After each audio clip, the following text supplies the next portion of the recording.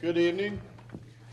Before we get started tonight, I'd like to, before we open our meeting, I'd like to welcome Father Rob Wood of St. Aidan's Episcopal Church to lead us in prayer. Thank you. Let us pray. Gracious Lord, Heavenly Father, we thank you for our creation, preservation, and all the blessings of this life, for the blessings of freedom and the exercise of that freedom in the governments of this land. We give you thanks for all who serve in this county, and we all continue to work for your good pleasure and for the common good.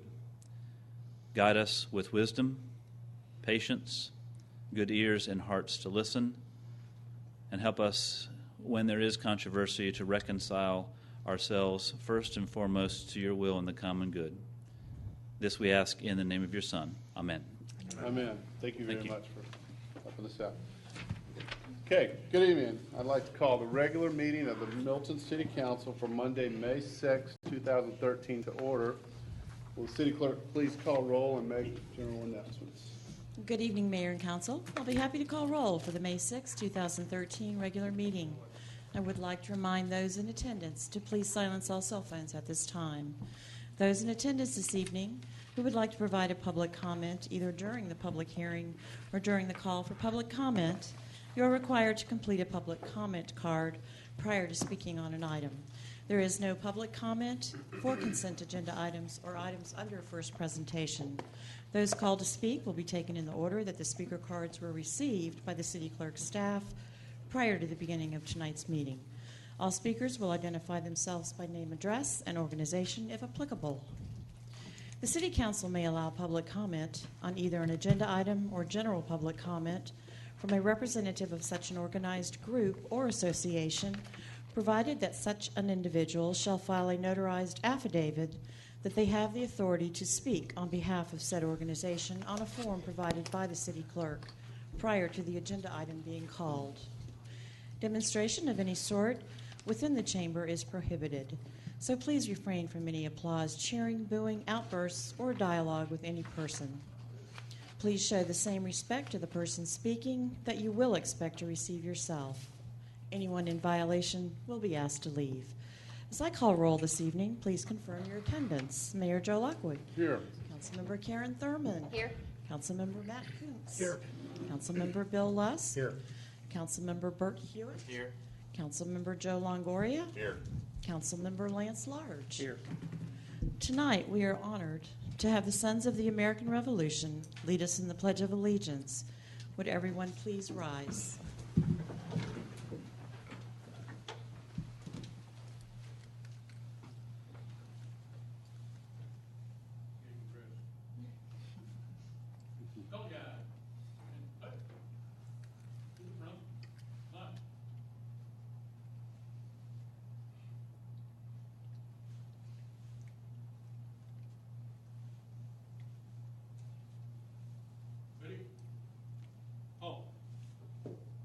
Right face.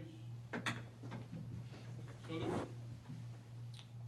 Follow after me. I pledge allegiance to the flag of the United States of America and to the republic for which it stands, one nation, under God, indivisible, with liberty and justice for all. Two. Left face. Front. March.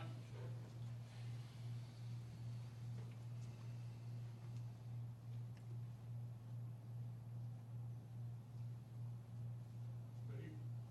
All.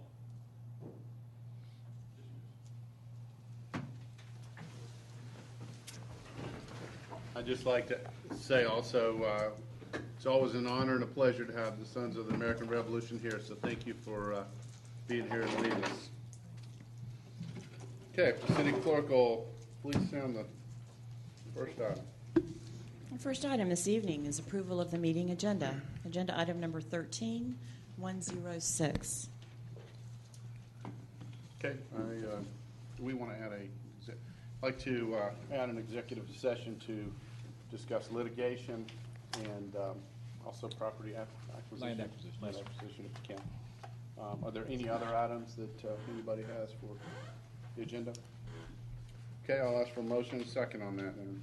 Mayor, I'll move to approve the meeting agenda as prepared by staff with the addition of executive session to discuss land acquisition and pending litigation. Second. Okay, I've got a motion by Councilmember Luss, second by Councilmember Kuntz. All in favor, please say aye. Aye. Any opposed? That's unanimous. Do we have any public comment tonight? We do not, sir. Okay, I'm going to skip the rules and move on to the consent agenda. Our first item this evening, approval of the April 22nd, 2013 regular City Council meeting minutes. Agenda item number 13107. Next, consideration of the approval of a Parks and Recreation agreement for outside providers between the City of Milton and Core Physique, LLC, for fitness classes and boot camps. Agenda item number 13108.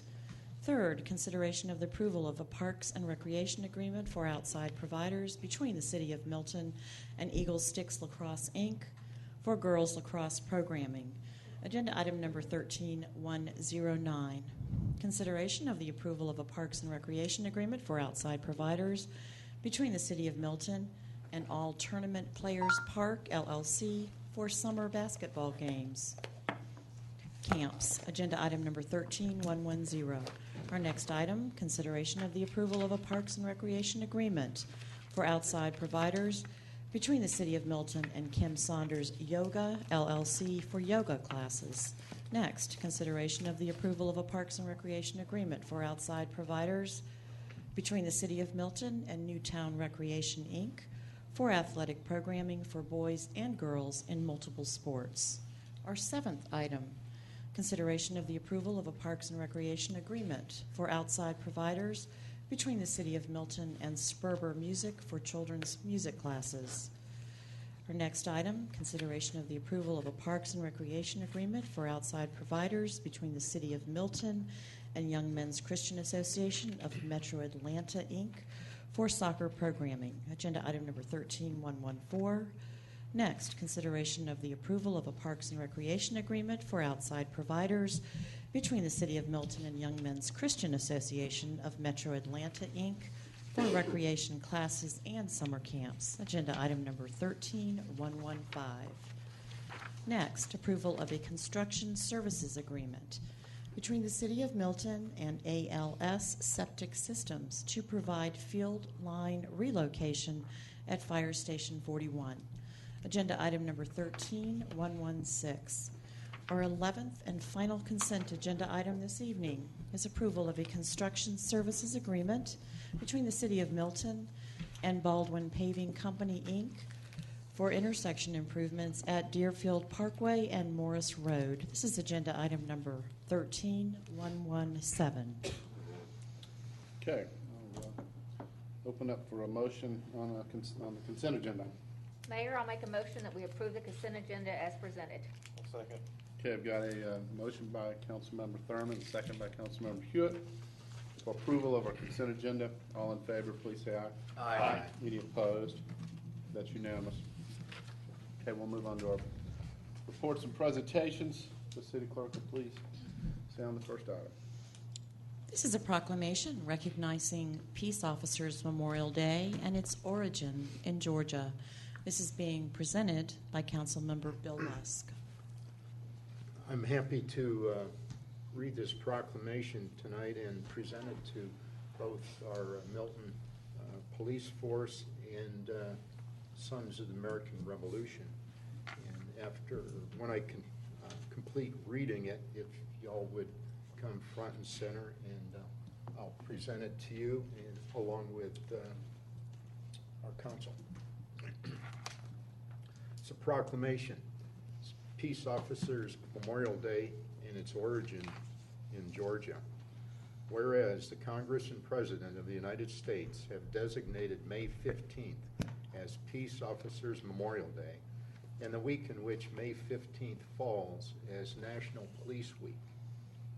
And whereas Robert Forsyth of Augusta, Georgia, an American patriot who served as a captain in Lee's Legion under Henry Lighthorse Harry Lee, was selected by President George Washington to be the first United States Marshal for the state of Georgia, and became the first U.S. Marshal and first of more than 200 U.S. Marshals and deputies killed in a line of duty.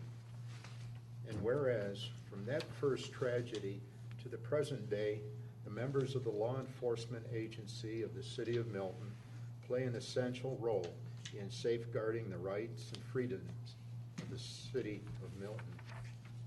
And whereas it is important that all citizens know and understand the duties, responsibilities, hazards, and sacrifices of the law enforcement agency, and that members of our law enforcement agency recognize their duty to serve the people by safeguarding life and property, by protecting them against violence and disorder, and by protecting the innocent against deception and the weak against oppression.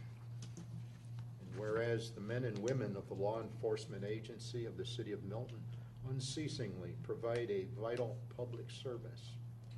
Now there, I, Mayor of the City of Milton, call upon all citizens of the City of Milton and upon all patriotic, civic, and educational organizations to observe the week of May 12th, 2013 as Police Week and appropriate ceremonies and observances in which all of our people may join in commemorating law enforcement officers, past and present, who, by their faithful and loyal devotion to their responsibilities, have rendered a dedicated service to their communities, and in so doing have established for themselves an enviable and enduring reputation for preserving the rights and security of all citizens.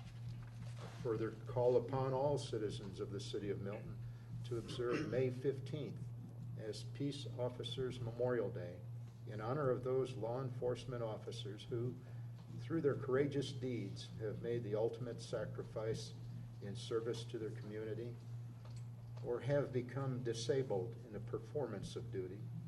And let us recognize and pay respect to the survivors of all our foreign heroes, given under his hand and seal of the city of Milton, Georgia, on this 6th day of May, 2013. So if you would please come forward in council.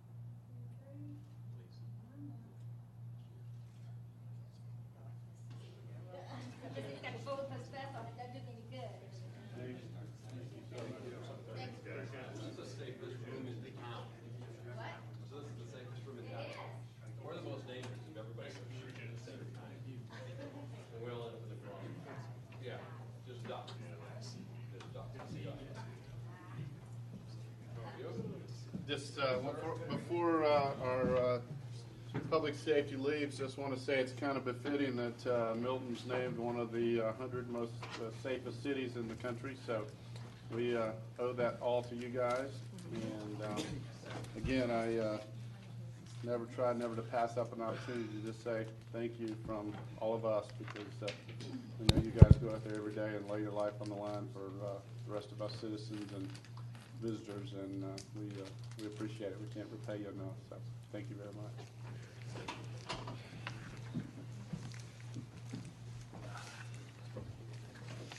Okay, we can move on to the first presentation.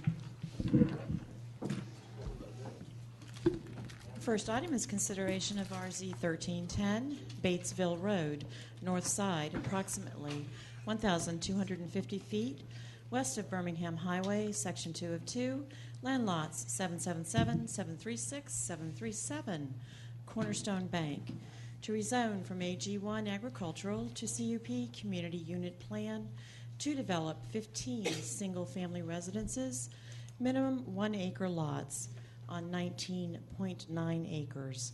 This is agenda item number 13118. Okay. Do I have a motion and second on our first presentation? Mr. Mayor, I'll make a motion that we approve the reading of the first presentation as read by staff. Second the motion. I've got a motion by Councilmember Kuntz, second by Councilmember Lusk. All in favor, please say aye. Aye. Any opposed? That's unanimous. There's no items under a public hearing, or zoning agenda, or unfinished business, so we'll move on to new business. Consideration of a letter of intent for legal representation of the City of Milton by Gerard and Davis, LLP. This is agenda item number 13119. Mr. Ken Gerard.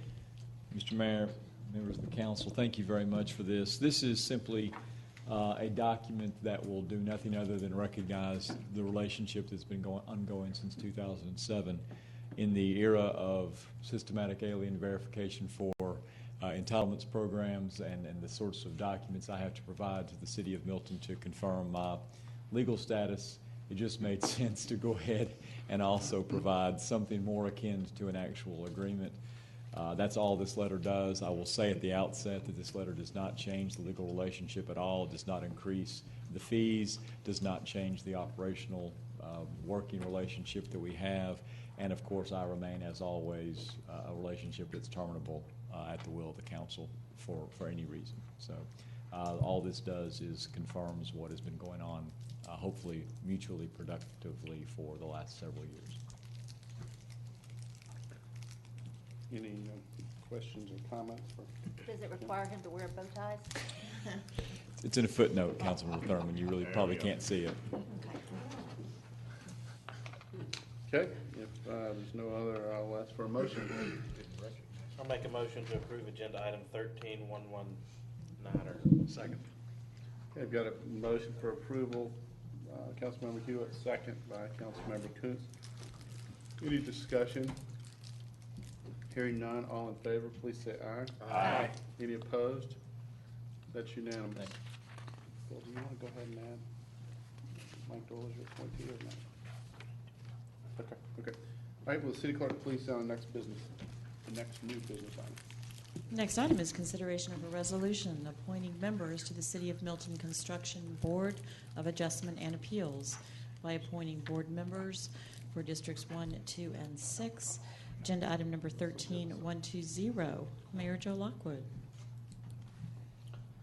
Okay, I'll open it up first for Councilwoman Thurman. I think you want to present your Oh, yeah. I'd like to, nominee. I would like to nominate Bill Newell for the Construction Board of Appeals. Bill and his family live on Bethany Road. They've been active in Milton High School for a number of years. And he's very proud tonight, getting ready to go celebrate that his son just made All-American in lacrosse. So congratulations to you. I think everybody here pretty much knows Bill. I think most people do. Okay. And I think what we can do is we've got two others. We can approve them all in one motion, can't we? You can. Okay.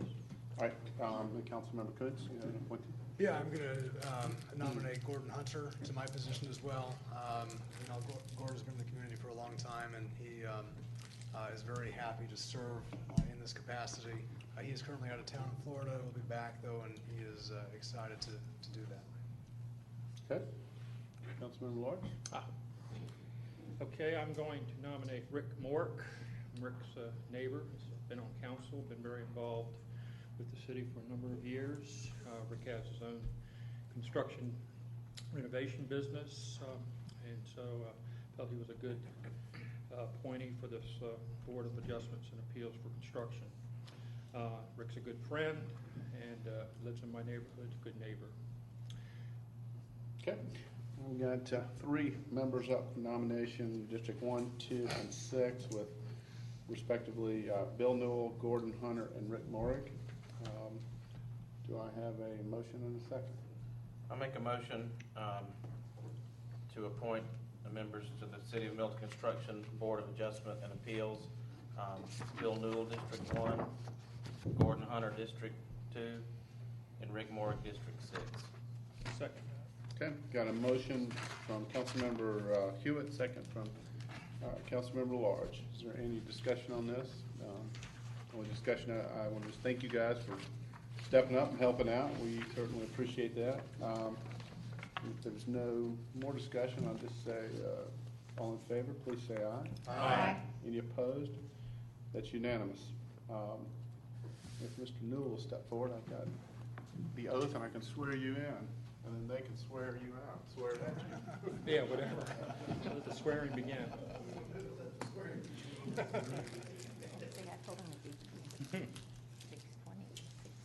All right. Mr. Newell, if you'll please raise your right hand and repeat after me. I do solemnly swear and affirm I do solemnly swear and affirm that I will faithfully perform the duties of that I will faithfully perform the duties of the Construction Board of Appeals member Construction Board of Appeals member of the city, of the city, and that I will support and defend the charter thereof, and I will support and defend the charter thereof, as well as the Constitution as well as the Constitution and laws of the state of Georgia and laws of the state of Georgia and of the United States of America. and of the United States of America. Thank you, sir. We appreciate your service, and then I believe we'll sign that there. All right.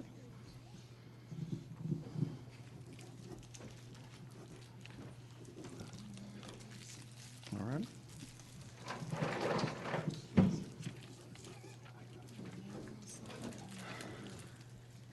Rain that, man. Man. Okay, great. That'd be great. Okay, thank you.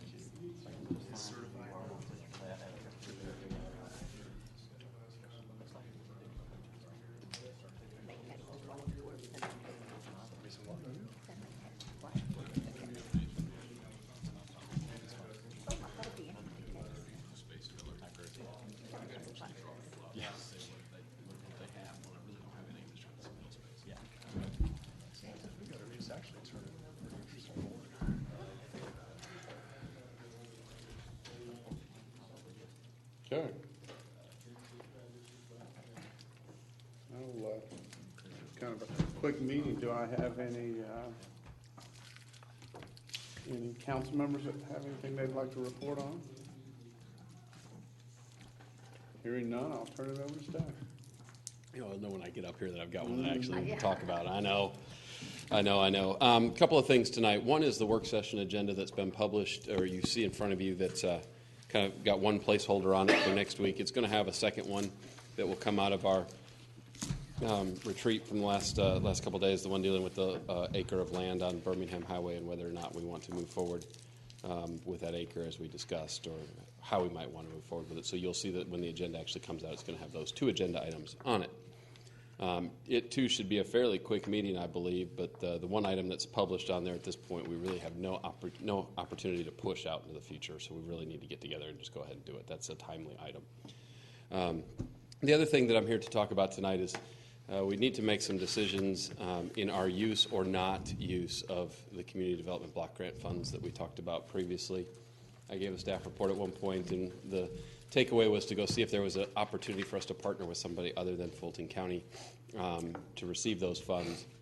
And preferably, if there was, what was the opportunity that we could have partnered with Alpharetta to do it? I did explore that and learned that Alpharetta no longer receives CDBG funds. They just elect not to take them. They had an audit finding a couple years ago that they had to return almost $30,000, and they just made the decision that it was too difficult to manage and track the funds, that they were almost there was almost more strings attached than there was value in the dollars. And if they ever receive them again in the future, they'll actually hire somebody to manage their CDBG funds. Now, I have no idea if that's necessary or not, but I just want to follow the loop and close the loop and let you know what I discovered in talking with them. What I've got tonight for us to look at is thinking you might ask me, well, Chris, what are the extra things that we bite off by saying we want this money? What are some of those things that we would have to do that we wouldn't otherwise have to do if we didn't? As well as I want to show you a little bit of the demographic information we have about Milton and let you all decide, and I'll be right there with you, whether or not it makes sense to receive these dollars or not. So let me ask you to hand one of each of these to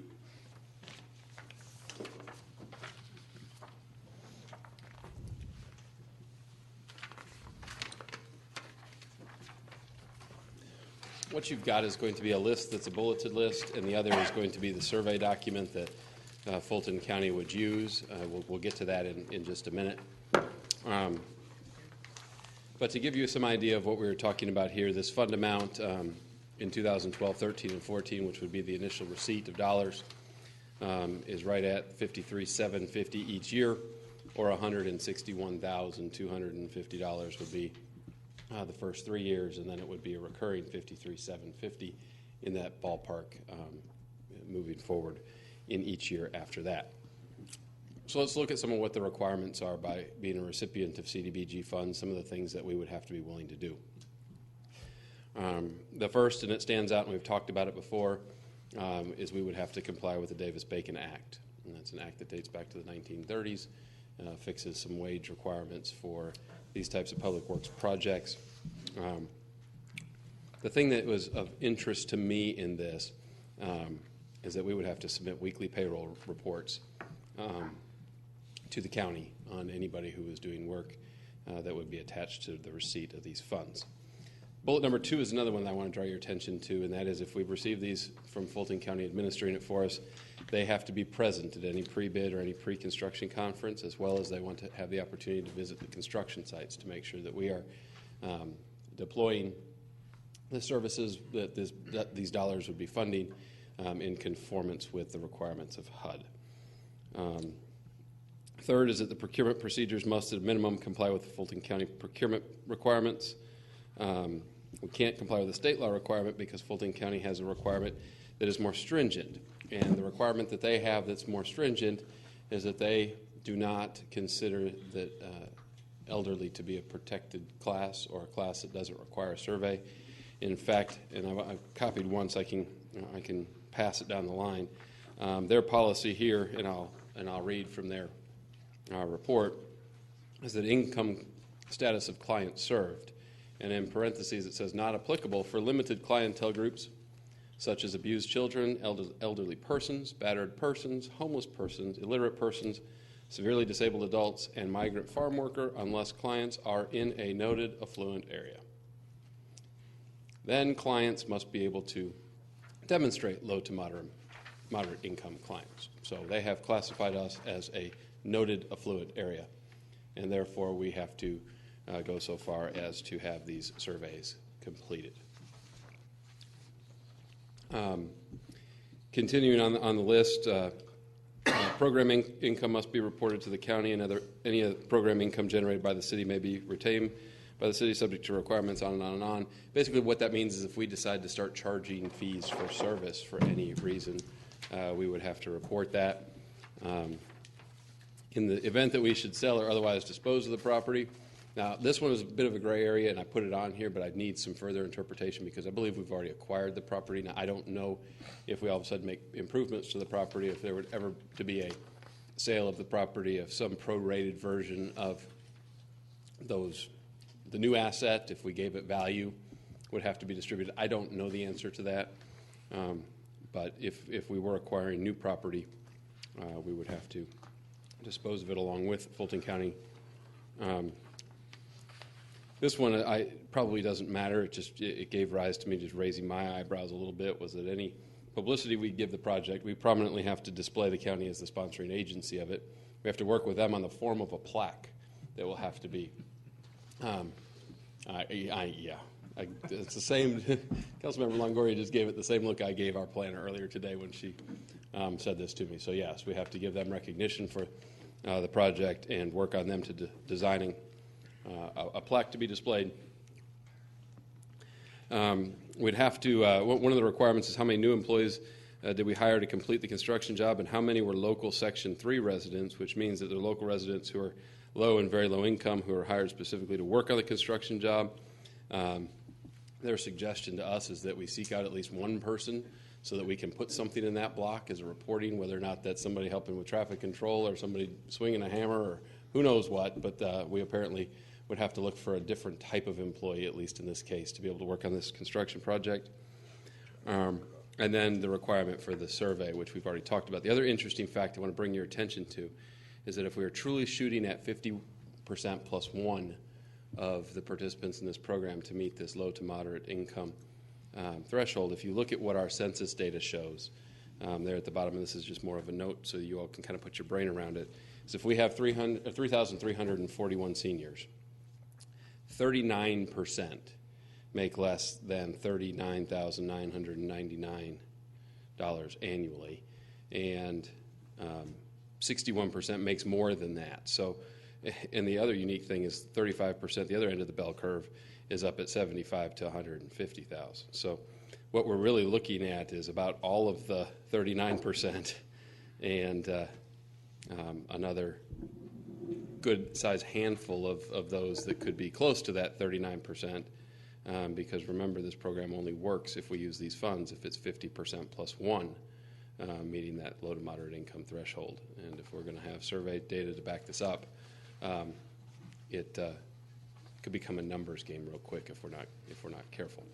I throw that out there. That's when I asked our staff to provide to me what we would be getting extra by getting this extra $53,000, I wanted to know if that extra, by way of reports and things, that has value too, and I wanted to figure out what that extra was. So I'll look to you all as a council at this point kind of to give me some direction as to whether or not these are the types of requirements you all would be interested in having Milton subject to. I mean, I can create a plaque that says Milton in partnership with Fulton County on it, but we've got to have some political warmness to that we want to give Fulton County credit for this project we're doing in the city of Milton.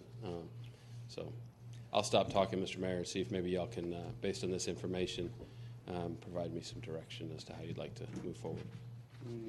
Any direction from council? Joe? Oh, I was going to ask Chris if you estimated the cost of governance of this. You know, I didn't put a dollar figure to it. I could, if you'd like to. Because it sounds like it's getting close to what it's getting.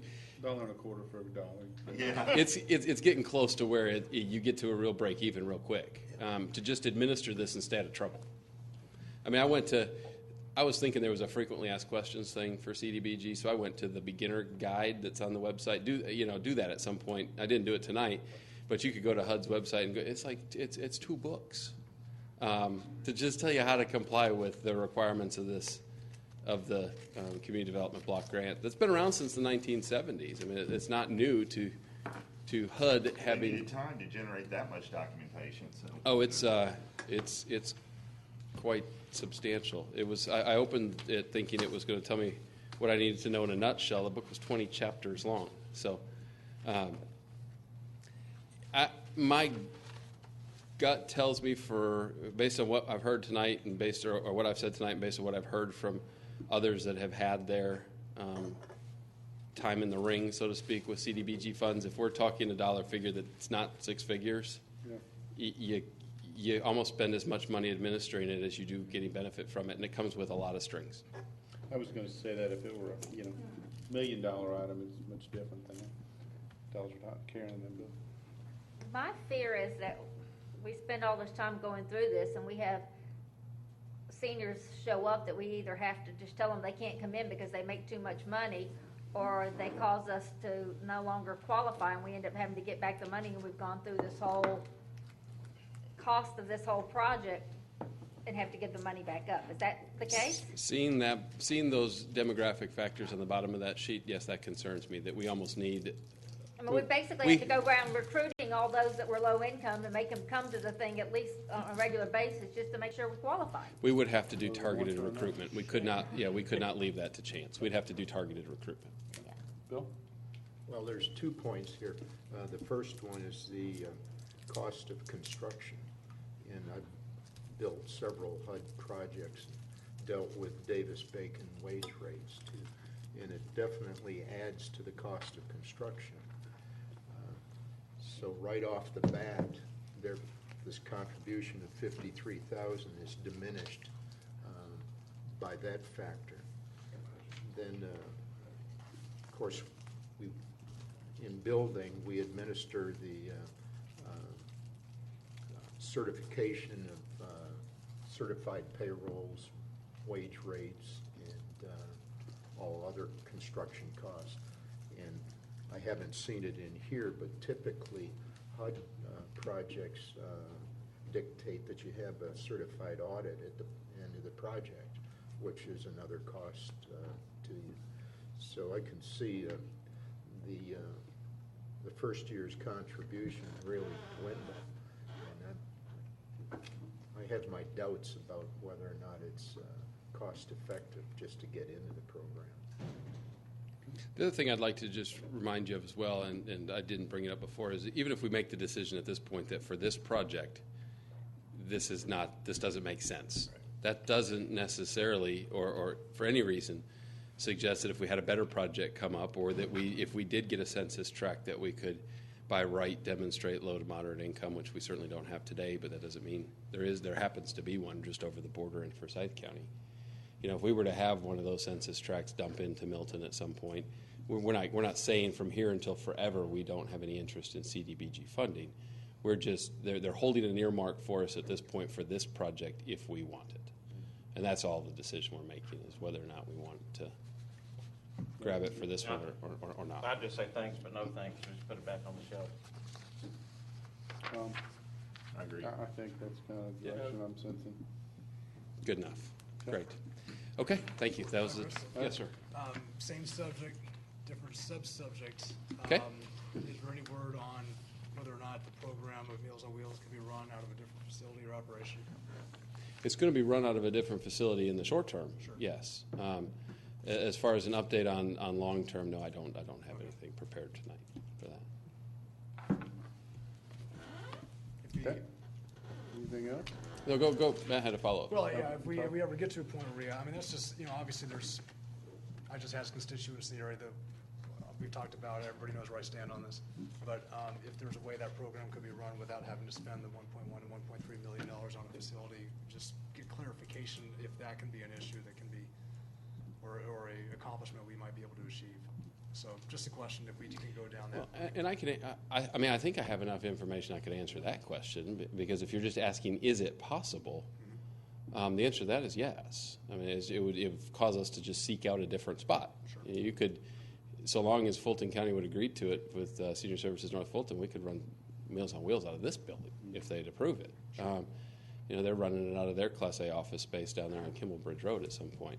But that's a different question than the more policy directive question of, do we want to be running Meals on Wheels out of the Hopewell House? Right. And that's the, if the answer to that question, if the council tells me we want to be running Meals on Wheels out of the Hopewell House, then I'm probably not going to continue to spend an additional amount of time trying to figure out where else we could do it. But if the council directs me to go find a different location and put the construction project on hold, then I'll do that as well. Sure. Just curious, looking for clarity, that's all. Does that make sense, kind of where it is? I don't think that I haven't been directed by the council at this point to change directions from the Hopewell House, so I haven't spent an exorbitant amount of time doing anything but looking for a location for the program on a part-time basis. Sure. Okay. Anybody else? Good deal. Okay. All right. Thanks. Next item, we voted to go into executive session, and just for our audience here, just to tell you guys, number one, you're fortunate. I guess you came to a meeting that's pretty short, But also, we are, and if you heard at the beginning, we elected to add an executive session to our agenda, which means we, the council, and our staff can go back into a private room and discuss things.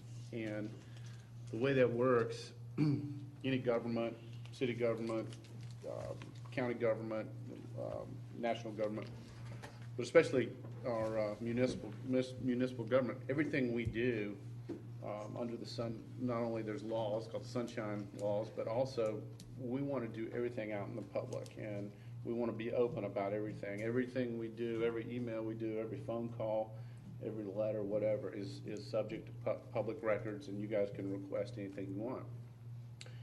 Every action we make and discussion needs to be out in public. We, by law, can't even meet more than 3 of us out in public somewhere and be huddled together talking about something. We've got to be spread out or whatever, because 4 of us can make a decision. 4 out of 7 could vote for something. So we take that very serious.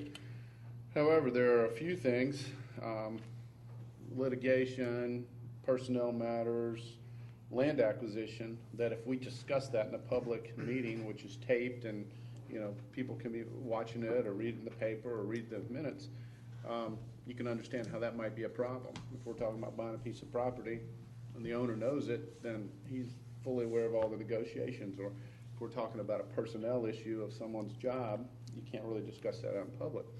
So there are a few items like that we're allowed legally to go back and discuss privately, but those, and our city attorney could attest, we have to stay right on point, and we still can't, we don't do formal actions. We would still have to come back out and take a vote or do a formal action, in the public. But it's one of the few items, and again, we're talking about some items of litigation and land acquisition that we're going to go back into the room behind us and discuss that, and then we'll come out and close the meeting. So, basically you're welcome to stay, but the only thing we'll do when we come back out is close the meeting. But I just wanted to kind of discuss that so that you guys would know that if you ever do see a body go into an executive session,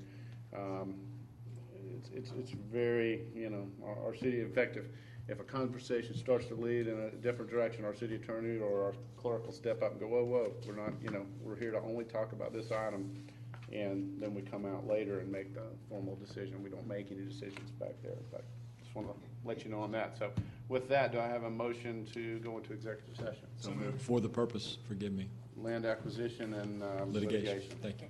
So moved. Second. Okay, I got a motion. I have a motion and a second. All in favor, please say aye. Aye. Any opposed? That's unanimous.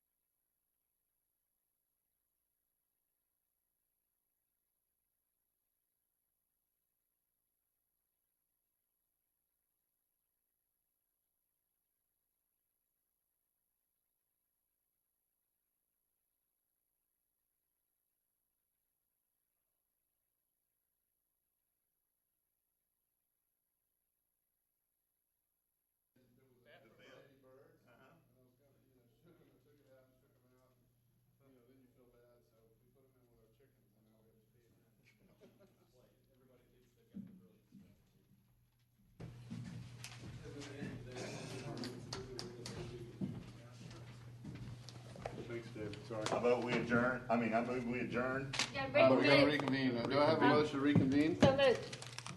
Do I have a second? Yep, second. Okay, all in favor to reconvene, please say aye. Aye. Any opposed?